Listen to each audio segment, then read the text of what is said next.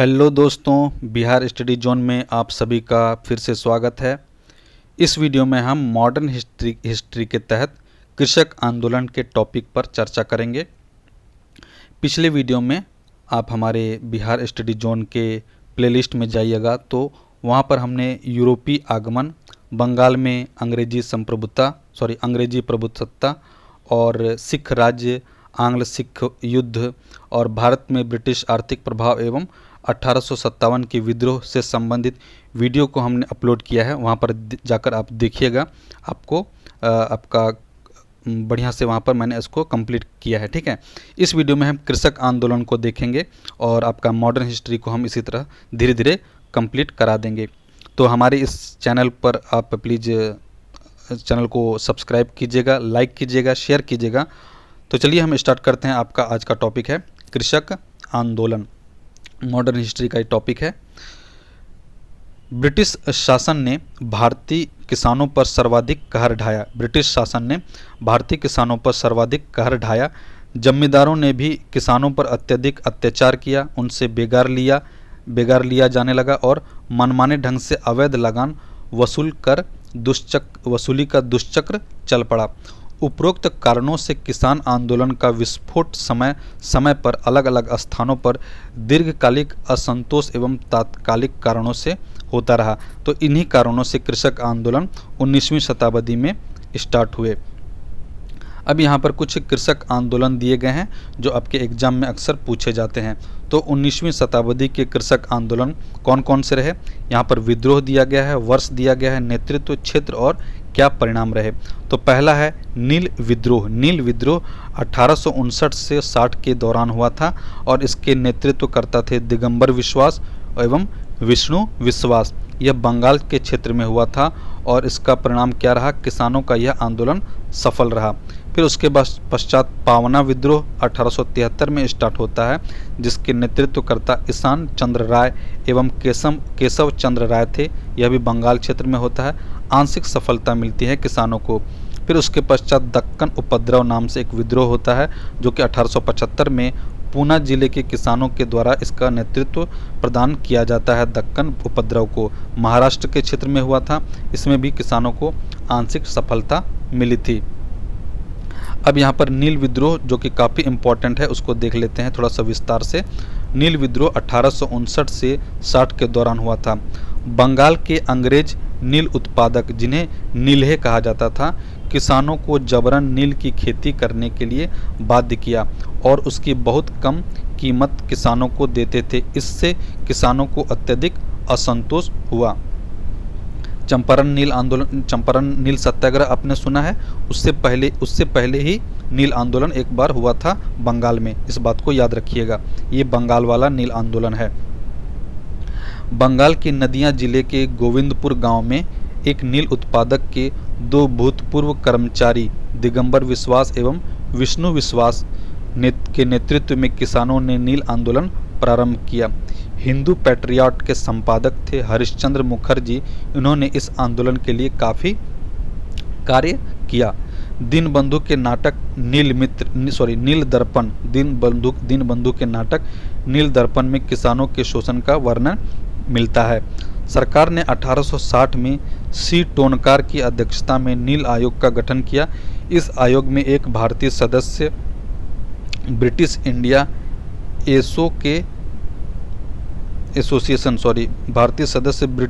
Association के चंद्रमोहन चटर्जी इसके सदस्य थे। नील आंदोलन। अब 20वीं शताब्दी के किसान आंदोलन को देख लें। 20वीं शताब्दी के किसान आंदोलन, वहाँ ऊपर हमने 19वीं शताब्दी के किसान आंदोलन को देखा था, नील, पाबना और दक्कन उपद्रव। यहाँ पर हम 20वीं शताब्दी के किसान आंदोलन को देख रहे हैं। कौन कौन से हैं। पहला है संयुक्त प्रांत का किसान आंदोलन 1918 में। गौरी शंकर मिश्र, इंद्र नारायण द्विवेदी, मदन मोहन मालवीय थे इसके नेतृत्वकर्ता। अवध एवं आगरा क्षेत्र में यह विद्रोह हुए और इसमें आंशिक सफलता मिली।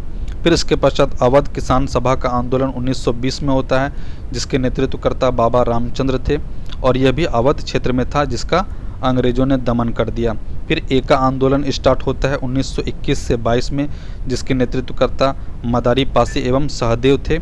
हरदोई, बाराबंकी, बहराइच, सीतापुर में यह आंदोलन हुआ था और इसका भी दमन कर दिया गया अंग्रेजों के द्वारा। इसमें इम्पॉर्टेंट एका आंदोलन को देख लेते हैं। एका आंदोलन 1921 से 22 में हरदोई, बाराबंकी, बहराइच, सीतापुर के किसानों ने मदारी पासी एवं सहदेव के नेतृत्व में एका आंदोलन चलाया। इस आंदोलन का कारण था अत्यधिक लगान वृद्धि। जब सारे आंदोलन का कारण इसी प्रकार था, लगान की वृद्धि एवं गैर कानूनी रूपों से किसानों से खेती छीनना। पुलिसों ने जमींदारों के हितों की रक्षा के लिए इस आंदोलन का दमन कर दिया। अंग्रेज पुलिस ने जमींदारों को बचाने के लिए किसानों के इस आंदोलन को दमन कर दिया।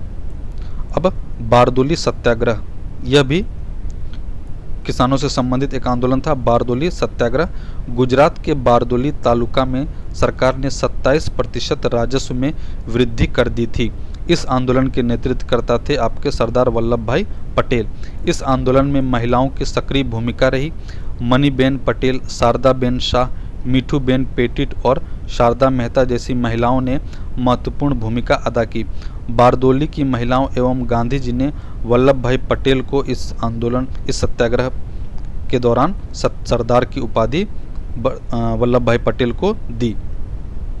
1936 में एक संगठन की स्थापना होती है, अखिल भारतीय किसान संगठन। अखिल भारतीय किसान संगठन 1936 में।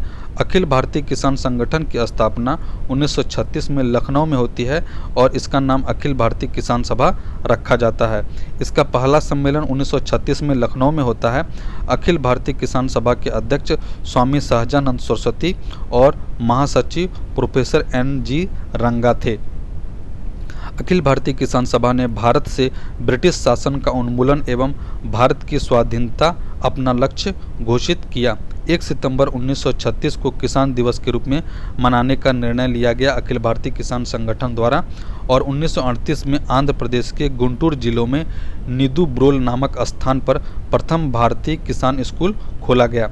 1942 तक किसान आंदोलन और राष्ट्रीय आंदोलन साथ साथ चलते रहे। दोनों पैरेलल, राष्ट्रीय आंदोलन के साथ किसान आंदोलन भी 1942 तक चलता रहा।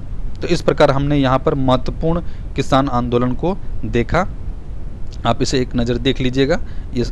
ये वीडियो हम इतने ही तक रखेंगे और नेक्स्ट वीडियो में हम आपका आधुनिक शिक्षा का विकास, चलिए इसी में कंप्लीट कर देते हैं, ठीक है। ये छोटा हिस्सा ही है। आधुनिक शिक्षा का विकास आधुनिक काल में किस प्रकार हुआ।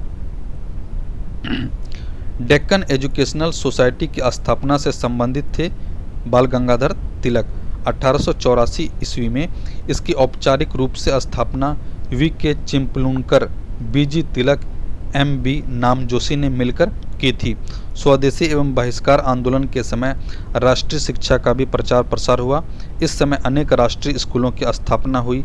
इन राष्ट्रीय स्कूलों में किस प्रकार की शिक्षा दी जाए, इसको निर्धारित करने के लिए 15 अगस्त 1906 को नेशनल काउंसिल ऑफ एजुकेशन अर्थात राष्ट्रीय शिक्षा परिषद की स्थापना की जाती है।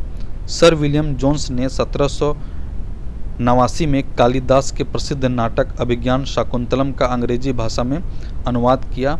Sir William Jones Calcutta high court के जज के रूप में भारत आए थे।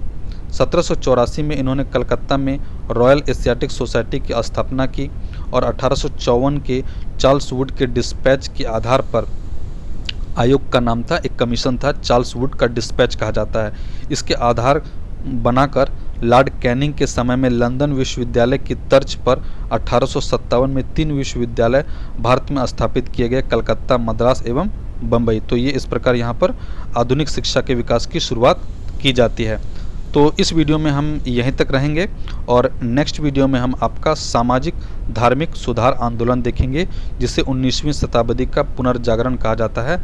भारतीय इतिहास में भारतीय इतिहास का 19वीं शताब्दी का पुनर्जागरण कहा जाता है। तो दोस्तों, कैसा लगा आपको ये वीडियो। हमारे इस बिहार स्टडी जोन चैनल को आप प्लीज़ सब्सक्राइब कीजिएगा और इस वीडियो को लाइक कीजिएगा। मिलते हैं नेक्स्ट वीडियो में अगले टॉपिक के साथ। अगला टॉपिक आपका भारत का इतिहास, आधुनिक भारत का इतिहास का रहेगा, 19वीं शताब्दी का पुनर्जागरण। तब तक के लिए आप पुराने वीडियो को देखिएगा और उसे रिवीजन कीजिएगा।